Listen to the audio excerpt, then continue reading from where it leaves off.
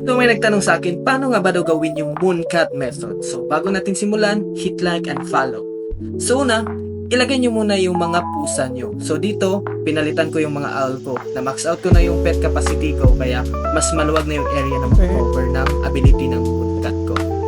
So after nyo ma-deploy yung mooncat, ipagdikit-dikit nyo yung mga plant nyo na gusto nyong palakihin yung bunga. So in this case, yung dalawang sunflower ko at isang dragon pepper. So ito ang palagi nyong tatandaan. Huwag na huwag yung iha-harvest hanggang di pa natutulog yung pusa sa ilalim ng tanim nyo. So pag natulog na, pwede nyo nang lagyan ng godly at master sprinkler. Tsaka nyo ito i-harvest.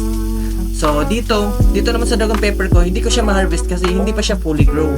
So kailangan ko talaga siyang i-shovel.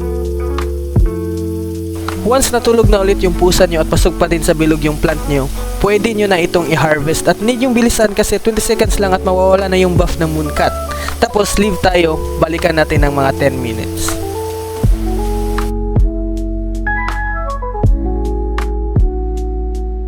So ayun na nga guys, tapos na ang ating 10 minutes. So check natin ulit kung gumana ba yung mooncat method natin. So tapos na yung 10 minutes, so check natin ulit kung gumana ba naman yung mooncat method natin. As you can see, tumubo naman yung bunga ng sunflower. At kita nyo to men, sobrang laki ng ating dragon pepper. So sobrang laki na ito men, parang Burj Khalifa na hugis ceiling.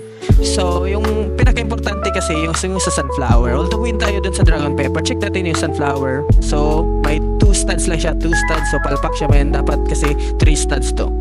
So minsan kasi dito gumagana kasi chance nga na nga lang. Pero kita naman natin effective siya dun sa dragon pepper. Pero sa sunflower, pwede natin ulitin ulit. Gamitan na lang natin ng godly. Kasi minsan gumagana ito kahit naka-godly sprinkler lang. So, okay, check natin. Same process. Remove natin yung bunga pag natulog na yung mga pusa. So, itatabi lang muna natin tong dragon pepper natin kasi nakaharang siya eh. Mahihirapan tayong i-move tong mga sunflower. Makikita din naman natin. So, same process pa din. Nakatulog yung pusa, remove natin yung bunga. Doon din sa kabila, remove natin yung bunga. Men. Bro. Men.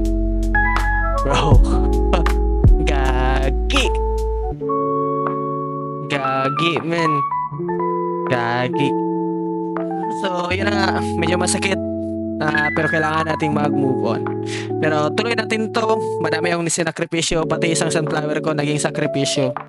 So kahit isang follow man lang at isang like, kahit di nyo na i-share, okay na yon.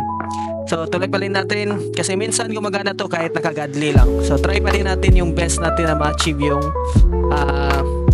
3 studs na sunflower. So same process, ganun pa din. Trowel, tapos i-move nyo kung saan natutulog yung pusa. Ganun lang, ulit-ulitin lang natin.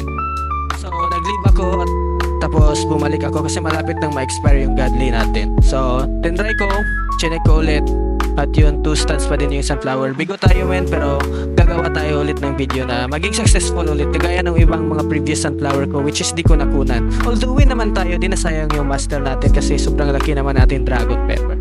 So, follow for more videos. Thank you.